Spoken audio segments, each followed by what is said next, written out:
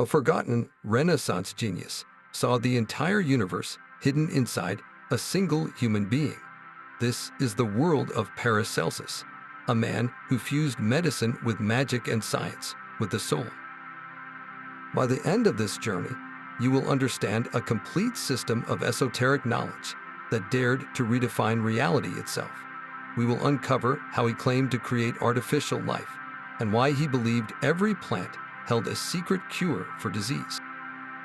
What does it truly mean to seek wisdom when all the accepted rules are thrown away? His real name was a mouthful, Philippus Aureolus Theophrastus Bombastus von Hohenheim, a title that seemed to predict a life of comfortable academic prestige. But the man who bore it wanted none of that. He was born into a world of dying traditions in the final years of the 15th century, in a small village nestled in the Swiss mountains. His father, a physician, was his first teacher, showing him the practical arts of medicine among the miners and the common folk. This early exposure to the brutal realities of sickness and injury, far from the sterile halls of universities, forged his core belief. He saw that the established medical authorities, who only read ancient texts, often had no real power to heal. This ignited a fire of rebellion in him that would never be extinguished. He became a wanderer, a seeker of forbidden knowledge. For years, he traveled across Europe and beyond, some say even reaching the mystical East, learning from alchemists, barber surgeons, midwives, and anyone who possessed practical, hands-on wisdom. He was collecting the pieces of a puzzle that the official world had ignored, and when he felt he had surpassed the knowledge of the ancients, he made a declaration. He cast aside his given name and adopted a new one, Paracelsus. It was a bombshell dropped into the intellectual world of his time. The name literally meant beyond Celsus, or equal to the great Roman encyclopedist Celsus. It was not an act of mere arrogance, but a mission statement. He was announcing that a new era of knowledge had begun, one that he himself was ushering in. This new name came with a radical new map of reality. For Paracelsus, the old world of earth, air, fire, and water was simply not enough. It was a surface-level description that failed to capture the true forces at work within all things. He proposed a far more dynamic system, one that could explain both the physical body and the spiritual essence of creation. He called this the Tria Prima, the three prime essentials. These were not the literal substances you could hold in your hand. They were three fundamental principles, three archetypal forces that combined in infinite ways to manifest everything in the cosmos. Their names were sulfur, mercury, and salt. Think of them not as chemicals, but as roles, as fundamental jobs that every substance, every being must perform. Sulfur was the principle of soul, of spirit, and of combustion. It was the flame of consciousness, the will to live, the force of transformation and desire. In a piece of wood, it is the part that can catch fire. In a human being, it is the passion, the vitality, the very spark of life that animates the flesh. Then there was mercury, the principle of the mind and the medium. It was fluidity, intelligence, and connection. It was the messenger that carried information between the spirit and the body. In an alchemist's laboratory, mercury, the metal, was fascinating because it was both a liquid and a metal, refusing to be pinned down. As a principle, it represents our thoughts, our adaptability, the flow of ideas and sensations that bridge our inner and outer worlds. Finally, there was salt, the principle of the body and of stability. It was the structure, the form, the matter that gave things substance and permanence. It was the vessel that contained the volatile forces of sulfur and mercury. In the human body, it is the skeleton, the flesh itself, the tangible frame that houses our consciousness. Health, according to Paracelsus, was a perfect and harmonious balance of these three principles within a person. When sulfur, the spirit, was out of balance, a person might suffer from fevers or manic passions. When mercury, the mind, was disturbed, it could lead to confusion, anxiety, or a disconnect from reality. And when salt, the body, became corrupted, it resulted in physical decay and tangible disease. This was not just a theory of medicine, it was a complete philosophy. A tree was not just a tree, it was a perfect expression of its own Tria Prima. Its sulfur was its life force, its unique scent and resin. Its mercury was the sap flowing within, carrying nutrients and information. Its salt was the solid wood and bark, giving it form and presence in the world.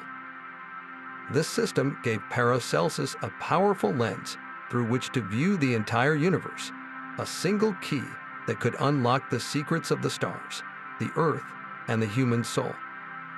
But this grand cosmic balance of sulfur, mercury, and salt did not run itself. Paracelsus knew that a living body needed a foreman, a master alchemist working tirelessly inside to maintain the delicate equilibrium of health. He called this internal ruler the Archeus. Imagine a brilliant, unseen craftsman residing deep within your core, specifically in the stomach. This Archeus was not a physical organ, but a vital force, an intelligent energy whose sole purpose was the great work of inner alchemy. Its primary workshop was the process of digestion, a miraculous operation far more profound than we often consider. The Archeus was tasked with receiving the raw materials of the world, the food and drink we consume, and performing a sacred separation. It had to distinguish the pure, life-giving essences from the impure, toxic wastes. It would extract the vital mercury from what you ate, channel the animating sulfur, and use the stabilizing salt to build and repair your physical form. When the Archeus was strong and functioning correctly, this process was seamless. You experienced robust health, clear thought, and vibrant energy. But if this inner alchemist became weakened or confused, perhaps by poor food, bad drink, or a toxic environment, the entire system would falter. It might fail to separate the good from the bad, allowing impurities to enter the bloodstream and circulate throughout the body. For Paracelsus, this was the true root of most disease, not an invasion from the outside, but a failure of the internal governance, a corruption of the inner laboratory. It is a concept that feels astonishingly prescient today. Modern science now speaks of the gut microbiome, that vast ecosystem of bacteria in our digestive system that plays a crucial role in our immune function, our mental state, and our overall well-being. This is the contemporary echo of the Archeus, a recognition that our stomach is not just a passive container, but an active, intelligent center of operation. We now understand that our gut health directly influences our brain chemistry and our emotional resilience. When Paracelsus pointed to the stomach as the seat of this vital force, he was identifying the very epicenter of our physical and spiritual alchemy. He saw the gut not as a mere processor of meals, but as the throne of the inner ruler who holds the key to our vitality. So what happens when this ruler is overthrown?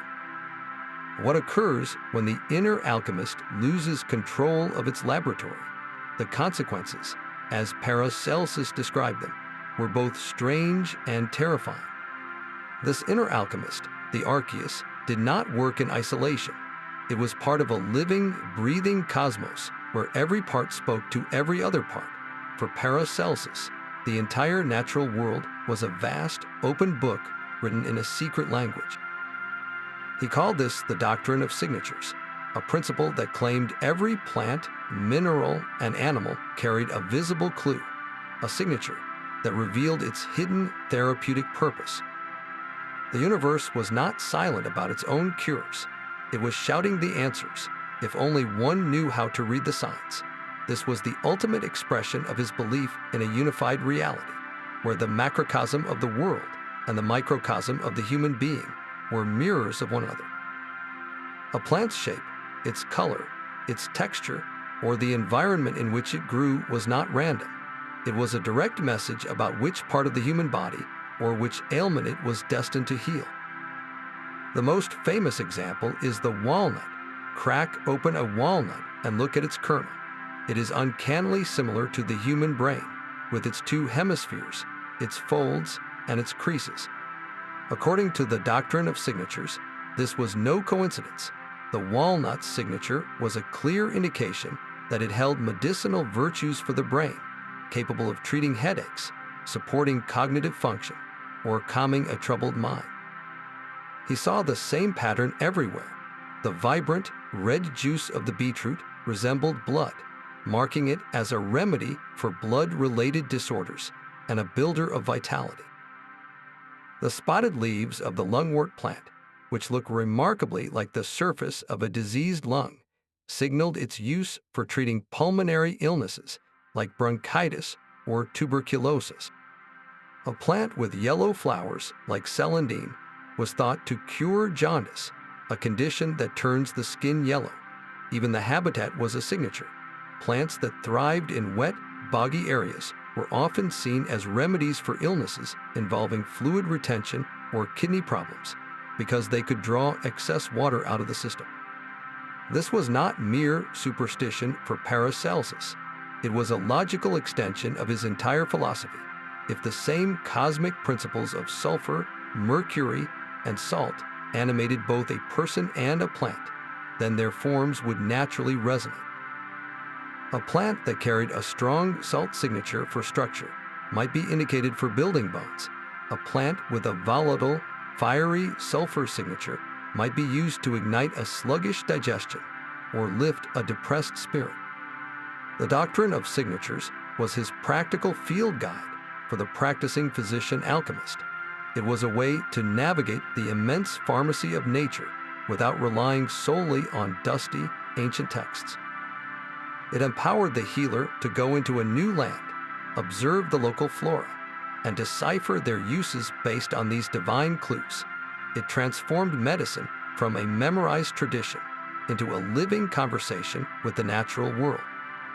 But what happened when the clues were misread, or when the inner Archeus was too poisoned to respond to nature's gentle hints?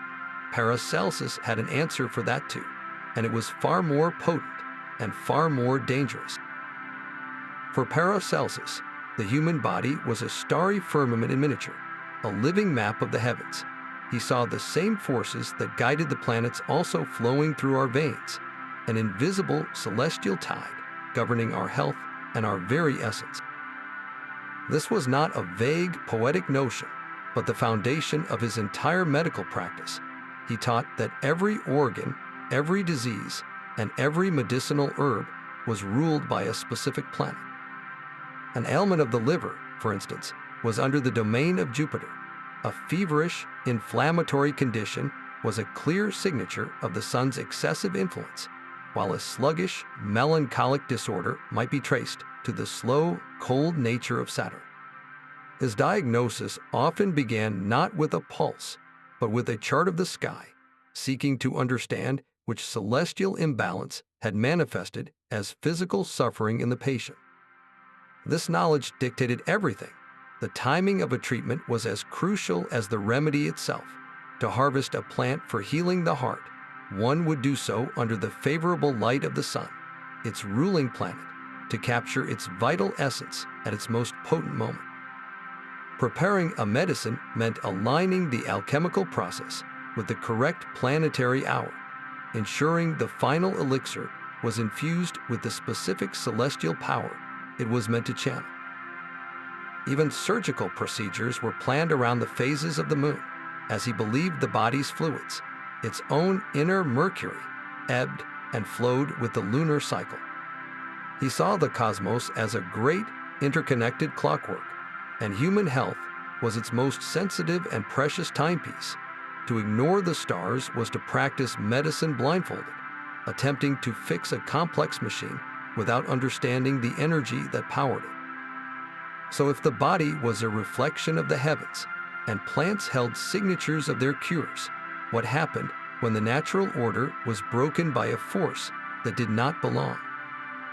What occurred when a poison, a true venom, entered this sacred system. This celestial poison, this venom that disrupted the cosmic order, demanded a healer who was more than just a simple herbalist. Paracelsus saw the physicians of his time as blind men fumbling in a dark room, treating symptoms they did not understand with remedies they had not mastered. In response, he laid the foundation for a new kind of healer, one whose practice rested on 4 unshakable pillars. This was not just a medical curriculum, it was a complete path to wisdom. The first pillar was philosophy. For Paracelsus, this did not mean abstract debate. It was the deep, intuitive understanding of the natural world. A physician had to be a true philosopher, able to read the great book of nature written in the language of the doctrine of signatures. He or she needed to comprehend the hidden virtues in plants and minerals, to see the Tria Prima at work in every living thing. Without this foundational wisdom, a doctor was merely a mechanic, swapping out parts without knowing why the machine was built. The second pillar was astronomy. This went far beyond simple stargazing. It was the knowledge of the cosmic forces that govern life itself. A physician had to be an astrologer, understanding how the movements of the planets influenced the health of the human body, that microcosm of the heavens. He knew that a remedy for a liver ailment, ruled by Jupiter, would be most powerful if prepared and administered when Jupiter's celestial influence was strongest. To ignore the stars was to ignore the very energy that animated the body's inner alchemist, the Archeus. The third pillar was alchemy. This was the practical, hands-on work. It was the art of transformation, of taking the raw, often poisonous materials of nature and purifying them into potent, safe medicines. Paracelsus was not searching for gold. His alchemical laboratory was a pharmacy where he used fire and patience to separate the pure, healing essence of a substance from its crude, potentially dangerous body. He created tinctures, elixirs, and salts that were the direct result of this inner and outer work. This pillar gave the physician the tools to act, to become a co-creator with nature in the process of healing. But these 3 pillars of knowledge were useless, even dangerous, without the fourth and most important pillar, virtue. The physician's own moral character was the final, crucial ingredient in every cure. Paracelsus believed that a healer's intentions, their compassion, and their own inner balance directly influenced the power of their treatments. A greedy or arrogant doctor could prepare the most perfect astrologically aligned alchemical remedy, and it would fail. Their own corrupted sulfur would poison the medicine. The healer had to be a vessel of integrity, their heart aligned with the true purpose of healing, or all their knowledge was for nothing. These 4 pillars, philosophy, astronomy, alchemy, and virtue, formed an indivisible whole. They created a healer who could read the cosmos in a patient's illness, prepare a precise celestial antidote, and administer it with a purified heart. This was the ultimate expression of his vision, a medicine that treated not just the body, but the entire human being, spirit, mind, and form, as a sacred reflection of the universe itself. Yet for Paracelsus, the alchemist's fire was always meant for something greater than a crucible. The true laboratory was the human soul itself, and the ultimate goal was not lead into gold, but the transformation of a flawed and suffering mortal into a perfected, enlightened being. This was the great work, an inner alchemy where every step of the physical process mirrored a stage of spiritual development. The base metal was the unawakened soul, clouded by ignorance, fear, and the corruptions of the material world. This was the impure matter the inner alchemist had to work upon. The first stage of this spiritual process was calcination, represented by fire. This was the burning away of the ego, the destruction of pride and worldly attachments. Imagine the heat of profound humiliation, the fire of a crisis that shatters your old identity, forcing you to confront your deepest flaws. It is a painful but necessary purification, reducing the stubborn self to a fine ash, making it ready for change. Next came dissolution, where this ashen ego was washed in the waters of emotion and intuition. This was the stage of surrender, where one learned to let go and flow, to dissolve the rigid structures of the mind and connect with the subconscious, the emotional self. It was a baptism that cleansed the wounds exposed by the fire, teaching humility and compassion. Then came separation, the careful division of what is essential from what is worthless.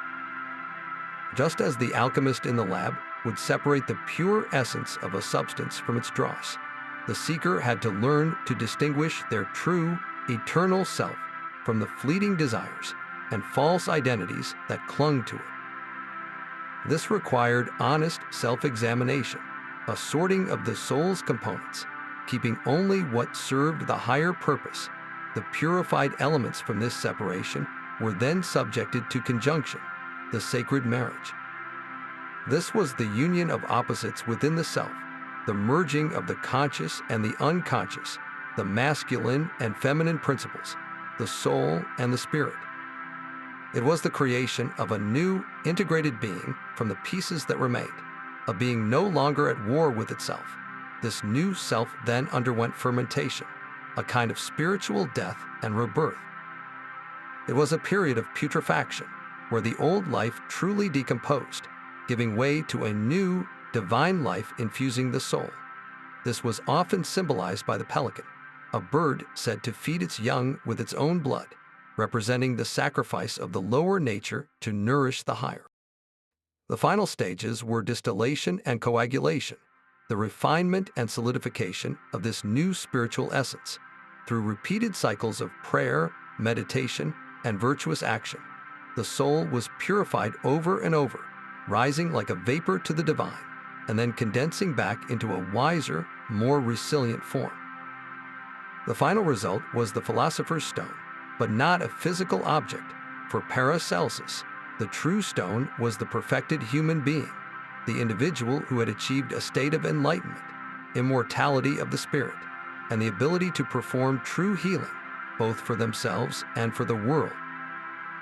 The gold they produced was not a metal, but a radiant, incorruptible soul, aligned with the divine will and capable of transforming everything it touched. So if the ultimate goal was this inner gold, this enlightened state of being, how did one actually begin such a monumental task? What were the practical, daily steps on this path of spiritual alchemy? Yet the most audacious act of this inner alchemy was the attempt to externalize the creative power of life itself. Paracelsus wrote of a secret method to create a homunculus, a tiny, artificial human being. The process he described was a grotesque mimicry of natural gestation, an alchemical ritual that bypassed the womb entirely. It began with human sperm, the concentrated seed of life, placed inside a sealed glass vessel. This vessel was then buried in fresh horse manure for 40 days. The manure provided a constant, gentle heat, a simulated body temperature to incubate the seed. During this time, the alchemist had to magnetize the vessel with their own will, channeling their focused intention and vital force into the mixture through a form of intense meditation. After 40 days, the substance was said to become translucent and to vaguely take on a human form. It was then fed daily with a small amount of human blood for another 40 weeks, mirroring the natural term of a human pregnancy. The final result was allegedly a miniature, fully formed human, a homunculus, which would possess intelligence and the ability to speak, serving its creator as a spiritual familiar or a source of hidden knowledge. On its surface, this sounds like a bizarre recipe for a medieval science experiment, a precursor to Frankenstein, but to dismiss it as mere superstition is to miss its profound symbolic weight. The homunculus was not intended to be a literal slave. It was the ultimate expression of Paracelsus's core belief that the true alchemist is a co-creator with the divine. The entire elaborate process was a physical metaphor for the inner work of spiritual rebirth. The sealed glass vessel represented the purified soul of the adept, a protected space where transformation could occur. The horse manure was not just a heat source. It symbolized the basal, earthly nature of the unawakened self, the primal muck from which new consciousness must emerge.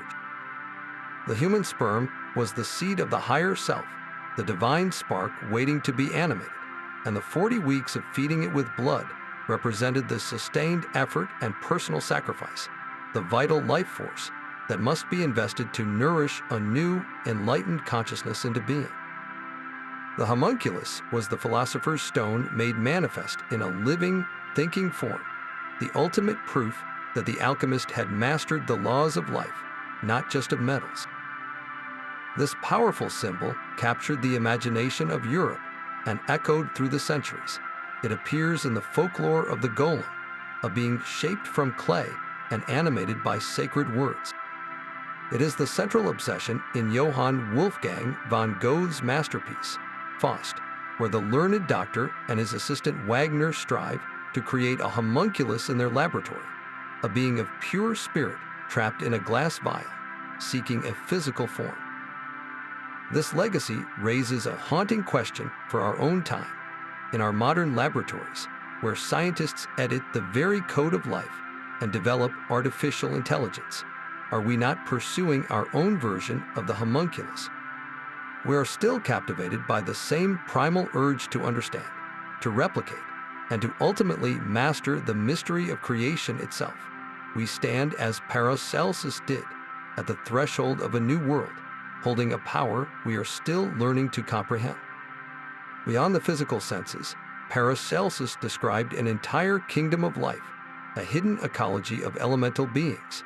He wrote with absolute certainty about sylphs of the air, undines of the water, gnomes of the earth, and salamanders of the fire.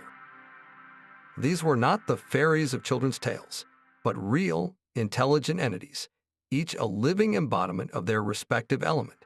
To perceive them required more than just eyes and ears. It demanded a fundamental shift in perception, a purification of the inner senses. Paracelsus called this the attainment of the astral light, a refined level of consciousness where the veil between the material and spiritual worlds grew thin.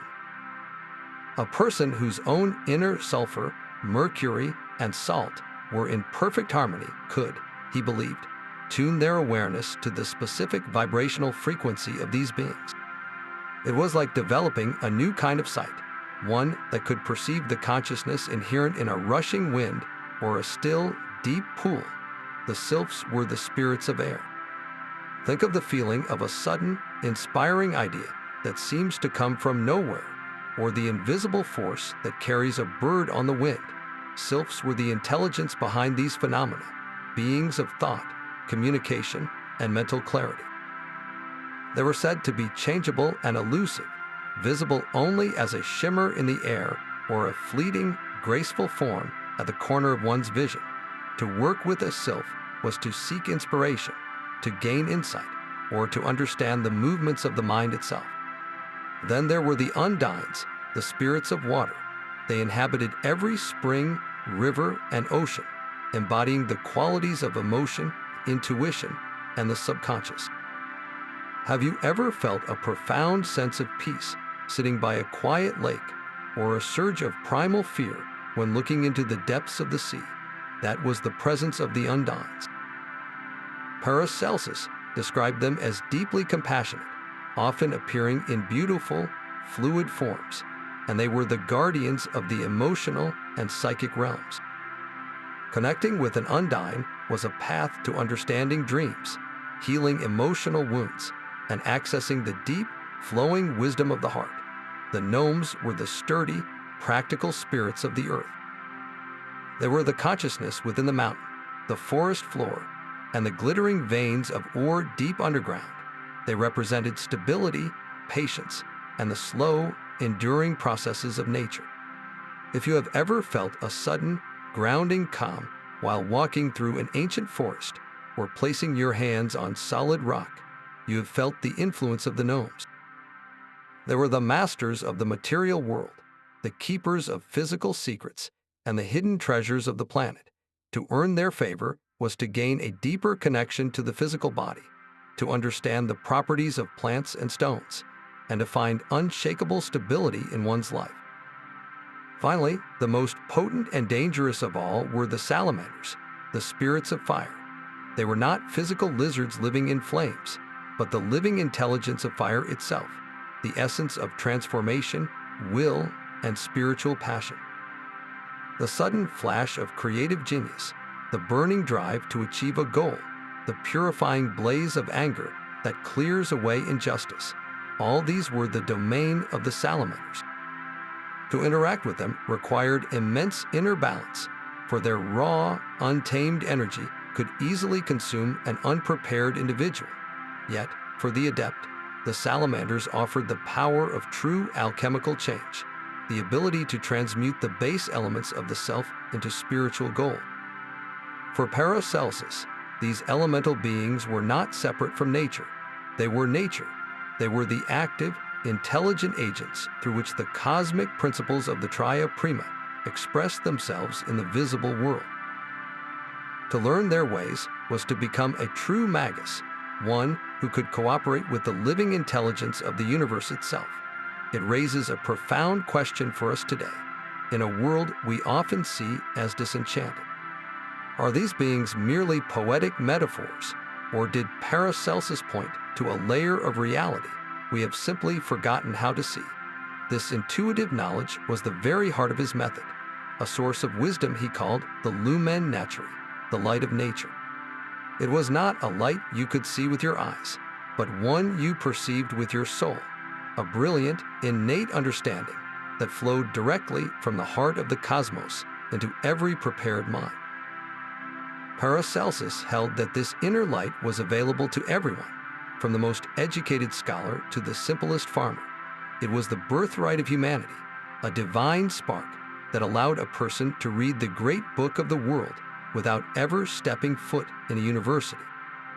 Formal learning, he argued, often served only to obscure this natural brilliance, burying it under layers of rigid dogma and dead texts.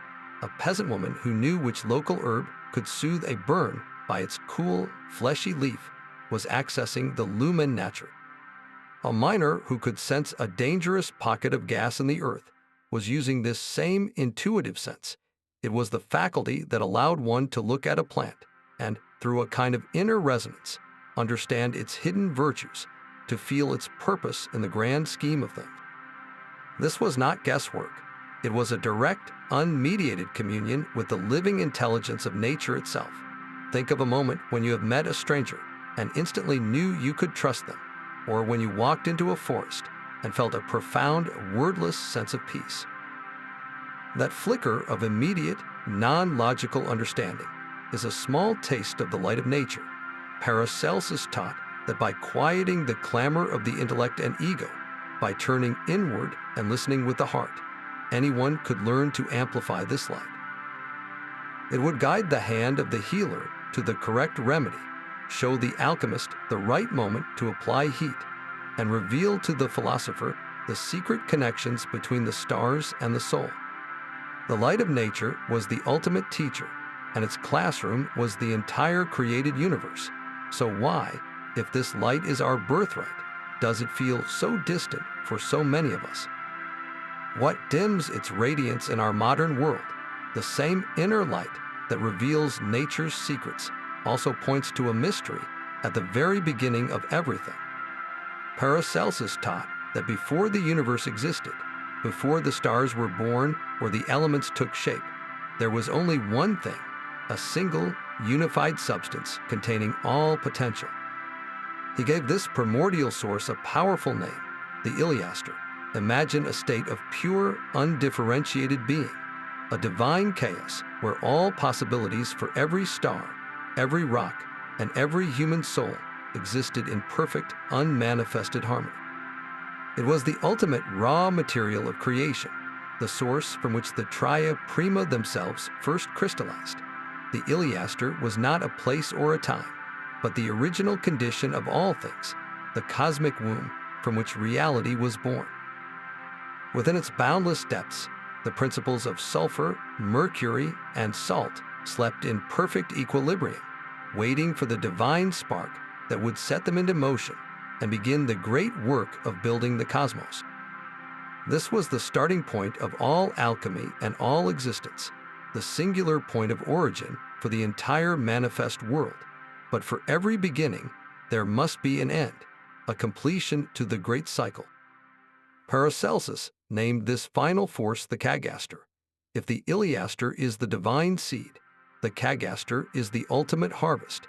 It is not destruction in the sense of violent annihilation, but the process of divine dissolution, the return of all created things back to their original, unified state. Just as a leaf falls from a tree in autumn and decomposes, returning its essence to the soil to nourish new life, the Kagaster is the cosmic force that calls all things home. It is the final stage of the alchemical process on a universal scale, where the complex forms of the world are gently taken apart, their constituent principles of sulfur, mercury, and salt released from their temporary bonds and returned to the primordial oneness of the Iliaster. This cycle of emergence from the Iliaster and return through the Kagaster is the great rhythmic breath of the universe itself, an eternal exhalation and inhalation of spirit into matter and back again. Our own lives are a miniature reflection of this grand process. We each emerge from that formless potential. We live our lives as a unique combination of spirit, mind, and body. And at our end, we too undergo our own personal Kagaster, releasing the elements of our being back to the source. This understanding transforms the fear of death into a vision of cosmic return. It suggests that our essence is never truly lost, only transformed and gathered back into the infinite, waiting to be part of a new expression of the divine imagination. So if we are all temporary manifestations of this eternal substance, what is the true purpose of our brief, individual existence within this endless cycle? This inner light of nature, the lumen naturae, flows into the world through a single, powerful human faculty. Paracelsus called this faculty imaginatio, and he saw it as the most potent magical instrument we possess. For him, imagination was not daydreaming or idle fantasy. It was a concrete, creative force, a spiritual organ capable of reaching out from within us to directly shape the material world. It was the bridge between the invisible realm of ideas and the visible world of form, the very mechanism through which the soul projects its will into reality. A strong, focused imagination could heal, while a disordered one could sicken. He believed that a vivid image held in the mind, especially when charged with emotion and will, could transmit a spiritual force that would inevitably manifest in physical effects. This is why the mental state of a physician was so critical. A doctor who truly believed in their cure and who could hold a clear, unwavering image of the patient's health in their mind was actively sending a healing force into that person's body. Conversely, a physician filled with doubt or negative expectations was unknowingly poisoning their own remedies. The imagination was not a passive picture show inside the skull. It was an active, projecting force. Paracelsus wrote that a person burning with intense jealousy could, through the power of their corrupted imagination, literally send a poisonous spiritual emanation to the object of their envy, causing them to fall ill. This was not a curse in the superstitious sense, but a natural consequence of a misdirected magical faculty. The image of hatred, fueled by a passionate and imbalanced sulfur, became a tangible astral poison that could disrupt the harmony of another's Archeus. This same principle, however, was the secret behind all effective magic and prayer. A heartfelt prayer worked not because the words were magically potent, but because the person praying was using their imagination to form a clear image of their desired outcome, and then projecting that image with emotional intensity toward the divine. The imagination was the sculptor's hand that gave form to spiritual energy. Think of a time you felt a wave of calm wash over you. simply because someone you trust placed a reassuring hand on your shoulder and told you everything would be all right. Their words carried power not just from their meaning, but from the genuine image of safety and peace they were holding and projecting toward you. That is a small, everyday example of imaginatio at work. Paracelsus would say that the mother who kisses her child's scraped knee to make it better is engaging in a fundamental act of healing magic. Her love creates a powerful image of wholeness, and that image, transmitted through her touch and her intention, stimulates the child's own inner healer to work faster. So where does this leave our own modern understanding of the placebo effect, a phenomenon where a patient's belief in a fake treatment produces real, measurable physiological improvement? Science observes the result, but Paracelsus described the mechanism. The placebo effect is the measurable footprint of the imagination's power over the body, a clinical confirmation of his ancient truth. Our beliefs and our mental images are not just passengers in our biological vehicle, they are hands on the steering wheel. If a simple sugar pill can lower blood pressure or ease pain because the mind believes it to be medicine, what profound transformations might be possible if we learned to consciously and deliberately harness this creative fire within us all. This spiritual interpretation of illness transformed every sickness into a profound message from the soul. For Paracelsus, a fever was not merely a physical malfunction. It was a fire burning out of control within a person's spiritual constitution. A chronic disease was a stubborn lesson the universe was trying to teach, a tangible manifestation of an inner conflict that had taken root in the flesh. He saw the human body as a living parchment upon which the state of the soul was continuously written. When a person lived in discord with the natural and cosmic order, that discord would eventually inscribe itself upon the body as a specific ailment. A heart plagued by jealousy and bitterness could, over time, manifest as a literal disease of the heart, because the organ was resonating with the corrosive, heavy energy of that emotion. A person consumed by fear and anxiety, the cold grip of Saturn, might find their body responding with sluggish digestion, stiff joints, or a weakened immune system, as their physical form mirrored the constriction of their spirit. This was not a punishment from an angry God, but a natural, lawful consequence. Just as a plant wilts without sun or water, the human organism withers when deprived of spiritual harmony. The specific nature of the disease often pointed directly to its spiritual origin. He believed that conditions like epilepsy, or what we might now call mental illnesses, were frequently the result of an imbalance in the astral body, a subtle energy field that connected the individual soul to the cosmos. A sudden shock or a deep-seated terror could create a tear or a distortion in this astral fabric, allowing chaotic, external influences to disrupt the mind's delicate equilibrium. The cure, therefore, had to address this root cause. It was useless to simply treat the physical symptoms of a skin disease with a salve if the real sickness was a deep-seated impurity of the soul, an internal poison that was erupting through the skin. The physician's role was to be a detective of the spirit, deciphering the moral and cosmic language of the illness to guide the patient back into alignment.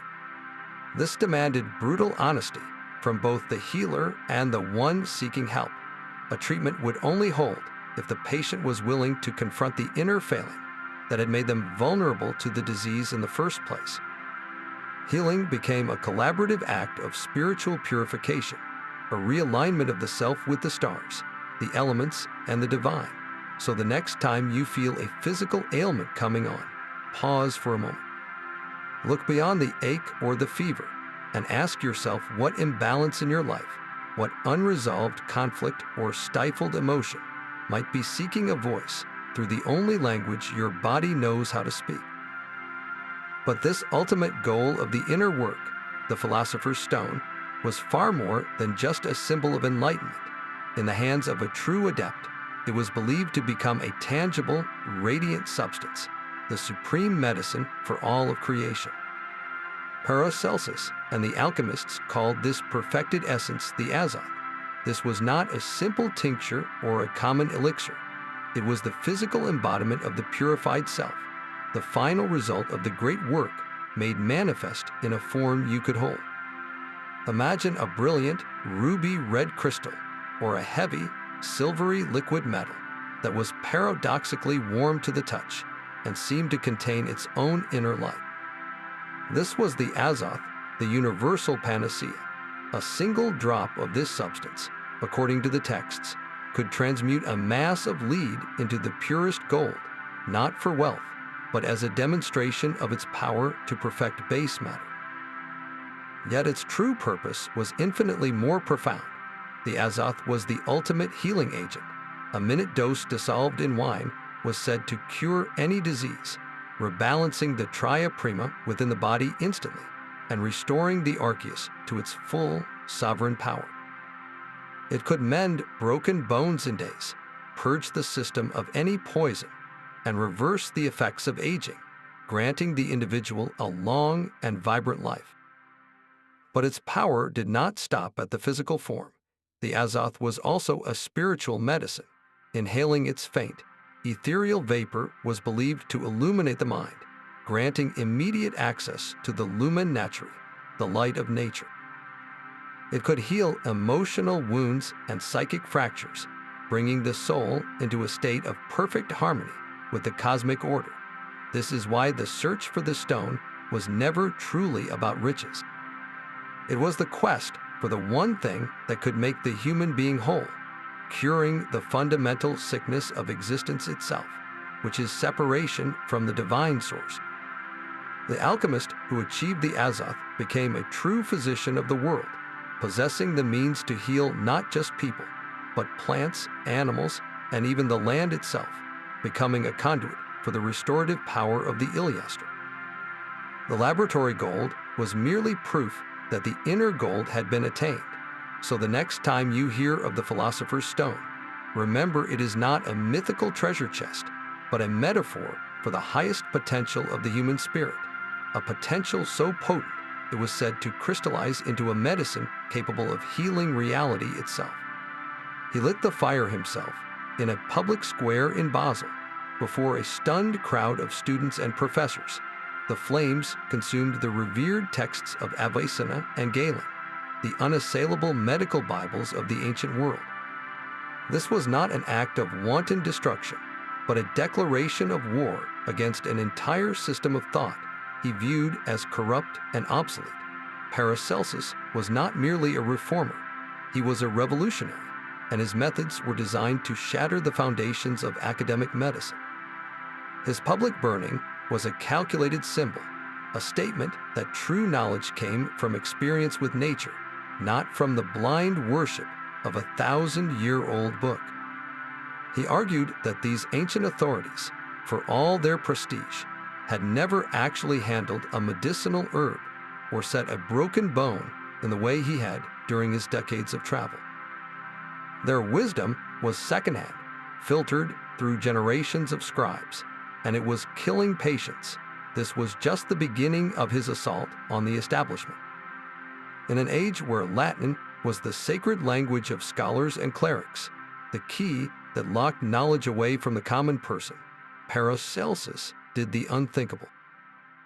He began to write his own groundbreaking medical texts and to deliver his university lectures in rough, robust German.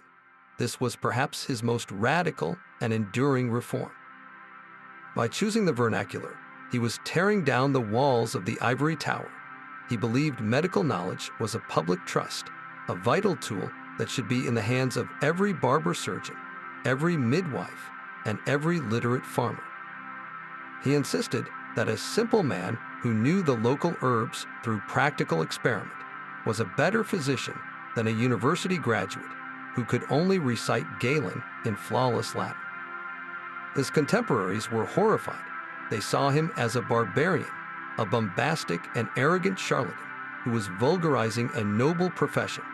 They mocked his appearance, his manners, and his refusal to bow to their traditions. But Paracelsus was unwavering. He argued that if a doctor could not explain a disease and its cure in clear, simple language that the patient could understand, then that doctor did not truly comprehend the illness at all.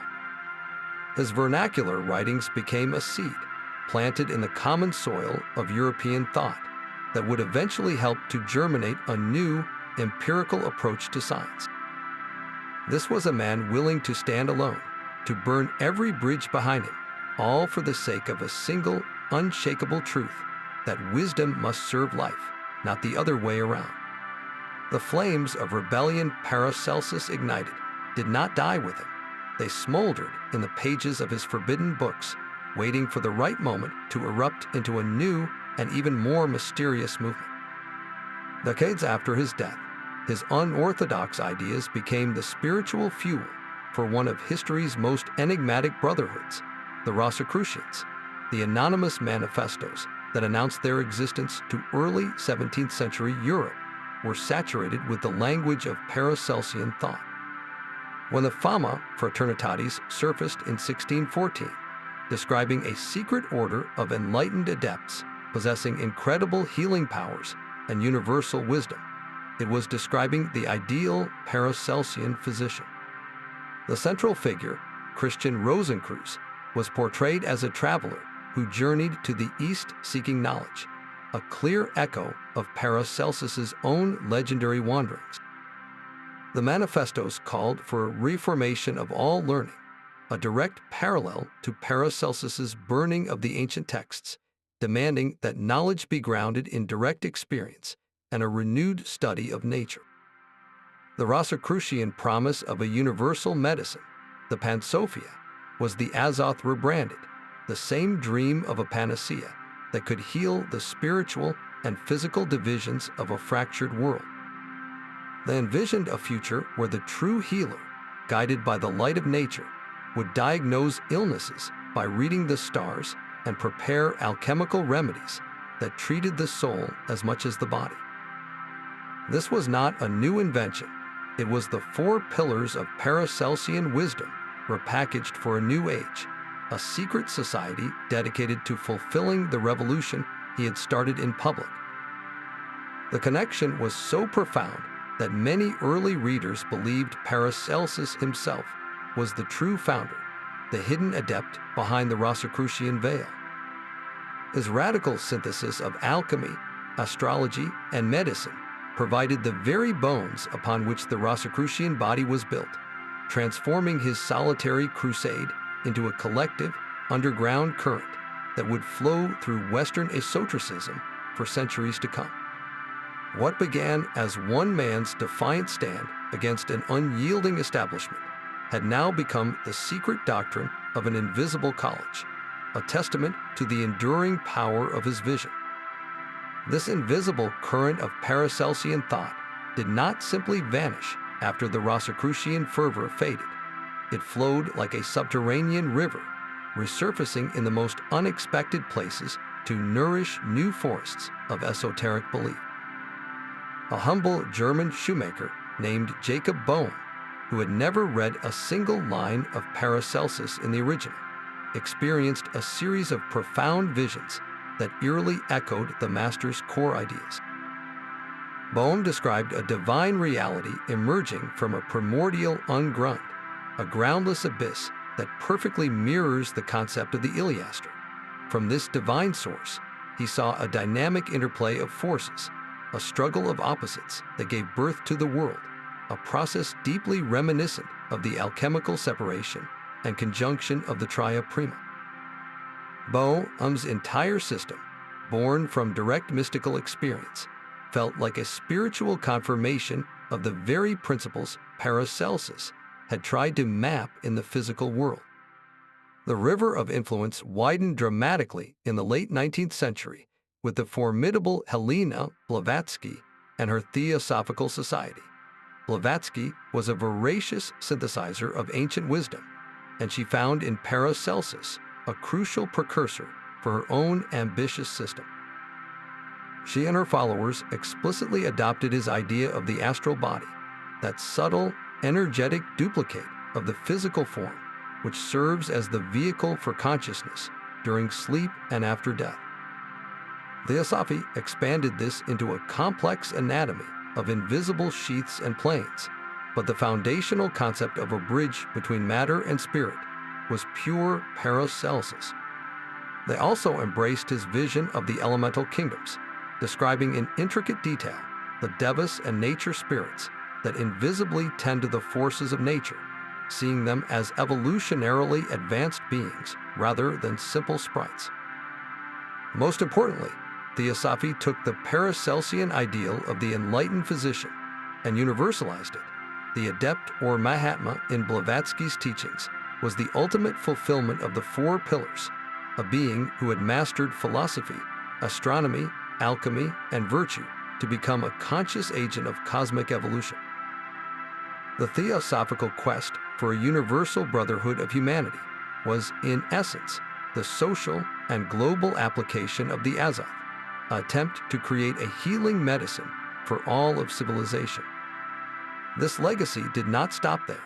The echoes of his work can be heard in the ceremonial magic of the Hermetic Order of the Golden Dawn, where the Tria Prima became central to understanding the symbolism of the tarot and the Kabbalistic tree of life.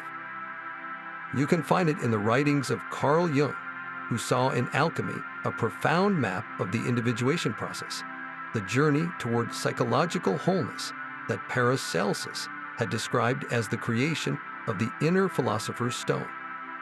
Even in some modern New Age thought, the belief that our thoughts shape our reality is a direct, if simplified, descendant of his doctrine of imagination. His voice, once shouted in defiance from a town square in Basel, became a whisper passed down through secret societies, a shout of revelation from a mystic cobbler, and finally a foundational note in the grand symphony of alternative spirituality.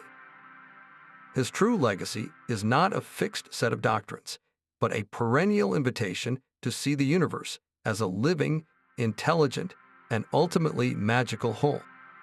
His radical theories were forged in the fires of the sick room, translating cosmic principles into tangible cures anyone could use. Paracelsus turned away from the complex herbal mixtures favored by his contemporaries, which often contained dozens of ingredients.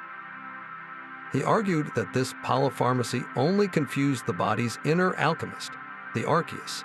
Instead, he championed the doctrine of specific remedies. For every illness, he believed, there was one perfect plant or substance whose unique signature resonated with the disease, acting as a precise key to restore the body's lost harmony. He would seek out the single herb whose nature opposed the specific imbalance, a practice that directly informs our modern search for targeted, active compounds in plants.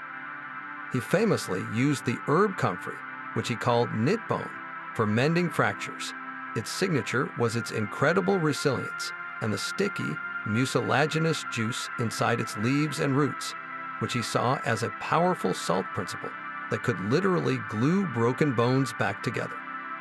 He created poultices from the fresh plant to speed healing, a use that has been validated by contemporary research into the plant's allantoin content, a compound that stimulates cell regeneration.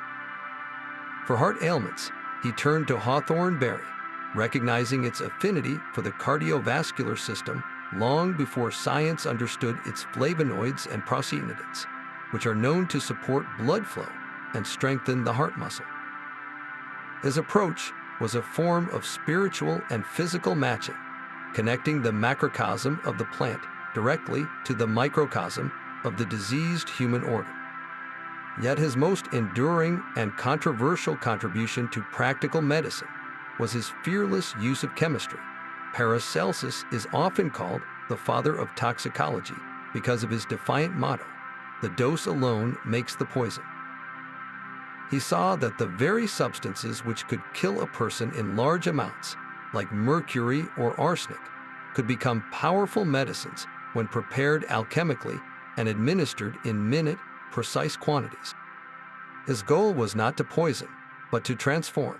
He would take a crude, toxic metal like mercury, and subject it to a lengthy alchemical process of purification, calcining it into a fine white powder or creating a mercurial salt.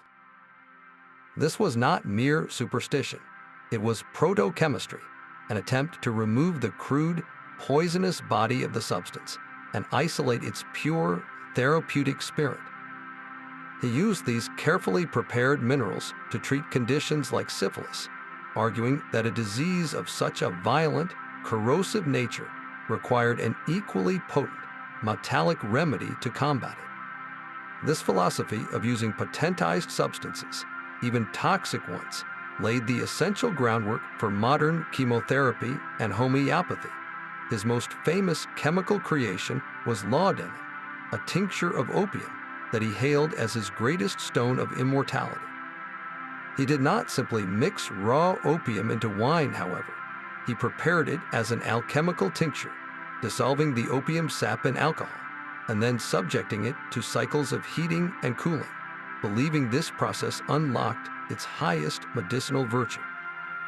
He prescribed it not as a recreational drug, but as a powerful sedative and painkiller for everything from severe diarrhea to agonizing pain, understanding its power to quiet a hyperactive body and calm a tormented mind. Laudanum would become one of the most widely used medicines in the world for the next 3 centuries, a testament to his practical insight. For Paracelsus, the alchemist's laboratory was the world's first true pharmacy, and the physician was its master chemist, tasked with the sacred duty of transmuting nature's raw, often dangerous, materials into safe and effective remedies. How many of our own modern pills and tinctures are the direct descendants of this one man's belief that even poison could be taught to heal? But how does a person actually build this resilience from within? Paracelsus offered a specific map of inner fortification, a system he called the 7 defensions. These were not physical walls or magical shields, but 7 spiritual and astral faculties that every person could consciously cultivate. Think of them as layers of immune defense for your soul, each one filtering out a different kind of negative influence, from mundane disease to malevolent spiritual forces. The first defensio was the astrum, the astral body itself. This is your subtle energy field, the luminous duplicate of your physical form that Paracelsus saw as the primary receiver of cosmic and environmental influences. To strengthen this first defense meant to purify your entire being through balanced living, clean food, and virtuous thoughts. A cloudy, impure astrum was like a cracked window, allowing every psychic draft and miasma to seep in, disturbing your inner Archeus. A clear and vibrant astrum, however, could repel these intrusions before they ever took root. The second defensio was the ens veneni, your resistance to poisons. This was not just about avoiding toxic plants, but about building a constitutional resilience against all forms of toxicity, both physical and spiritual. A strong ens veneni meant your inner alchemist was so efficient that it could neutralize a harmful substance, whether it was bad food, polluted water, or even the venomous envy of a rival, transforming it into harmless waste before it could cause damage. The third layer was the ens naturale, the power of your innate natural constitution. This is the vital force you were born with, the fundamental strength of your spirit, mind, and body. Some people, Paracelsus observed, simply had a robuster ens naturale than others, allowing them to weather hardships that would break a weaker person. But this force could be fortified through discipline, through confronting challenges and overcoming them, thereby thickening your spiritual hide. The fourth defensio was the ens spirituale, your spiritual essence. This is the core of your being, your connection to the divine source. When this connection is strong and clear, you are anchored in a reality that cannot be shaken by external chaos. Cultivating this meant prayer, meditation, and acts of genuine compassion, feeding your spirit so that its light would blind any lesser, darker influences that tried to approach. The fifth layer was the ens day, the very essence of God within you. This is the divine spark, the fragment of the Iliaster that constitutes your true self. To strengthen this defensio was to align your will with the cosmic order, to live in such harmony with nature and virtue that your life became a conduit for divine power. In this state, Paracelsus taught, you become a living expression of a higher law, and what malevolent force can stand against that? The sixth defensio was the ens fidei, the power of faith. This is not blind belief in dogma, but an unshakable, experiential certainty in the goodness of the universe and your place within it. This profound trust creates a kind of spiritual gravity that pulls favorable circumstances toward you and deflects misfortune. It is the confidence that your Archeus is a capable ruler and that the cosmos is ultimately benevolent. The final and most potent defense was the ens rationis, the power of the illumined mind. This is the intellect fully illuminated by the lumen naturae, the light of nature. It is a mind that can instantly discern truth from falsehood, a beneficial influence from a harmful one. With this faculty fully active, you cannot be deceived by illusions or psychic attacks, because you perceive the underlying spiritual reality of every situation. You see the poison hidden in a flattering word or the healing potential in a bitter medicine. Developing these 7 defensions was the daily work of the spiritual alchemist. It was a step-by-step process of inner purification and strengthening, turning your own being into a fortress that was not isolated from the world, but so harmoniously integrated with it that disorder could find no place to enter. Your very presence would become a calming influence, a protected space where healing could occur naturally. This inner star is not a distant sun in the night sky, but a living, breathing firmament sealed within your own chest. Paracelsus saw every human being as a self-contained universe, and at its very center, governing the cosmic dance of the body, burned a unique celestial essence, the astral body or sidereal man.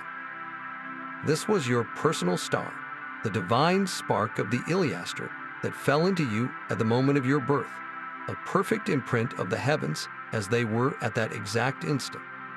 It is the source of your truest self, the core of your spiritual DNA that defines your innate talents, your deepest inclinations, and your ultimate potential. This inner star is the reason you feel a pull towards certain paths in life, a resonance with specific ideas, or an inexplicable connection to particular places.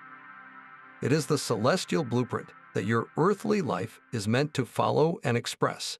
Think of it as a spiritual seed that contains the entire map of your destiny, a destiny not of rigid predetermination, but of profound calling. Your inner star is your direct, unbreakable telephone line to the cosmos, constantly receiving the subtle influences of the planets and transmitting your own unique energy back into the universe. This is why Paracelsus placed such importance on a person's birth chart. The celestial snapshot of the sky at your first breath was not just a prediction of your fate. It was a diagram of your soul's original equipment, a schematic of your inner star's fundamental composition. A strong Saturn in your chart meant your inner star possessed a natural gravity and endurance. A prominent Mars endowed it with a fiery, pioneering spirit. But this astral body is not a static relic. It is a living, evolving entity that grows and refines through your experiences, your choices, and your inner work. Every time you choose courage over fear, compassion over bitterness, or wisdom over ignorance, you are polishing your inner star, allowing it to burn brighter and transmit a clearer signal. Conversely, every act of selfishness or despair tarnishes its surface, clouding its light and distorting its connection to the cosmic whole. This is the real purpose of the spiritual alchemy Paracelsus prescribed. The entire arduous process of calcination, dissolution, and conjunction is aimed at one supreme goal: to purify and awaken this sidereal man within you, to scrape away the crust of worldly conditioning and negative habit until your inner star shines with its original, undimmed brilliance. When this happens, you are no longer just a passive recipient of celestial forces. You become a conscious co-creator with the stars, an active participant in the music of the spheres. Your healed body, your clarified mind, and your compassionate heart then become the perfect instruments through which your inner star can sing its unique song into the world.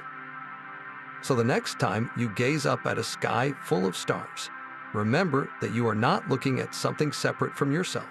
You are looking at your own extended family, and the most important star of all is the one you carry within, waiting for you to recognize its light. The same inner star that guides your waking life also speaks to you each night in the silent language of dreams. For Paracelsus, the dream world was not a random firing of neurons, but a vital portal to higher knowledge, a direct channel of communication from the spiritual world to the conscious mind. He saw the sleeping state as a time when the soul, freed from the heavy constraints of the physical body, could travel the astral realms, converse with elemental beings, and receive crucial messages about health, destiny, and cosmic truth. A dream was a letter from the universe, and learning to read its script was an essential skill for any true healer.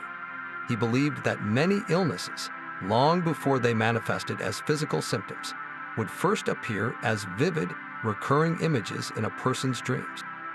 A dream of suffocation or drowning might signal an impending problem with the lungs or the heart. A vision of being consumed by fire could indicate an internal fever or an inflammatory condition beginning to brew within the body. The dream was the first warning signal from the inner Archeus, a cry for help from the body's master alchemist, who perceived the coming imbalance long before it solidified into disease. But dreams were not merely for diagnosis. Paracelsus also taught that they were a source of prophetic insight. He wrote that in the dream state, the soul could perceive the subtle threads of fate, seeing events that were destined to unfold in the waking world. A dream of a distant friend falling ill might coincide with that person actually taking a turn for the worse, as the soul, unbound by space, witnessed the event directly. He advised paying close attention to dreams that felt different, those that carried a peculiar weight or luminosity, for these were the true visions, untainted by the day's mundane concerns. Interpreting these messages, however, required a key. Paracelsus warned against simplistic, one-size-fits-all dream dictionaries. A snake in one person's dream might represent a hidden enemy, but in the dream of an alchemist, it could symbolize the healing caduceus or the transformative power of mercury. The true meaning was always personal, woven from the unique tapestry of the dreamer's life, their spiritual state, and the condition of their inner star. He suggested keeping a detailed dream journal upon waking, recording not just the images, but the emotions and sensations that accompany them. Was there a feeling of dread or of profound peace? Did the dream occur in a familiar place or a fantastical landscape? By patiently studying these patterns over time, a person could learn the unique dialect of their own soul, allowing them to diagnose brewing ailments, avoid impending dangers, and receive guidance from the wisdom of the lumen naturae itself. In this way, your nightly journeys become a sacred extension of your spiritual practice, a direct line to the inner healer who never sleeps. Paracelsus would feel strangely at home in a modern health food store. His radical insistence on a single, potent remedy for each specific illness directly prefigured the entire practice of homeopathy. When he declared that the dose alone makes the poison, he was articulating the foundational principle of this system, where substances are diluted to an extreme degree to stimulate the body's own healing response. His alchemical process of purifying a toxic material like mercury, shaking and diluting it to awaken its latent curative spirit, is a direct ancestor of the homeopathic succussion method. He sought the essential signature of a substance, its pure healing intelligence, just as homeopathy seeks the energetic imprint of a remedy. This was not about chemistry in the modern sense, but about capturing the vital force, the same invisible energy that modern energy medicine attempts to manipulate. His concept of the Archeus, that inner alchemist governing our health, finds its echo in the naturopathic principle of the vis medicatrix naturae, the healing power of nature. Naturopathy, with its focus on supporting the body's inherent ability to heal itself through clean food, pure water, and herbal extracts, is a direct descendant of his philosophy. He would have understood perfectly the modern herbalist who uses a standardized extract of St. John's wort for depression, seeing it as a specific remedy whose sulfur signature counteracts a melancholic imbalance. Even the current fascination with the gut-brain axis confirms his ancient intuition that the stomach is the throne of our inner ruler, the command center for both physical and emotional well-being. His doctrine of signatures has evolved, but its core remains. We no longer solely choose a lung-shaped plant for lung ailments, but we do seek out plants with specific active compounds that target particular organs or systems, continuing his quest for precise, resonant cures. The most profound validation of his work, however, lies in the scientific recognition of the placebo effect, that measurable phenomenon where belief alone can mend the body. Paracelsus called this the power of imaginatio, the concrete force of a Chinese letter, Chinese letter, Chinese letter, Chinese letter, Chinese letter. He knew that the physician's faith and the patient's hope were not just comforting words, but active, potent ingredients in every cure. When a modern doctor speaks of the mind-body connection and the impact of stress on health, they are speaking the language of the Tria Prima, describing how an imbalance in our spiritual sulfur or mental mercury can corrupt our physical salt. We have simply found new words for his ancient truths, confirming that the line between his Renaissance magic and our contemporary medicine is far thinner than we might have ever believed. His enemies called him the Great Paracelsus, a title dripping with mockery for a man they saw as a dangerous fraud. The medical establishment of his day did not simply disagree with him. They launched a relentless campaign to destroy his reputation. They accused him of being an uneducated drunk, a vagabond who mixed poison in his alchemical pots, and a showman whose public spectacles were designed to hoodwink the gullible. The burning of the ancient texts was not seen as a revolutionary act, but as the sacrilege of a madman. His use of toxic minerals like mercury and arsenic was condemned as proof of his recklessness, a willingness to kill his patients for the sake of his bizarre experiments. Even his profound insights were twisted into evidence against him. His talk of elemental beings and astral bodies was dismissed as the ramblings of a superstitious fool, out of touch with the emerging rationalism of the Renaissance.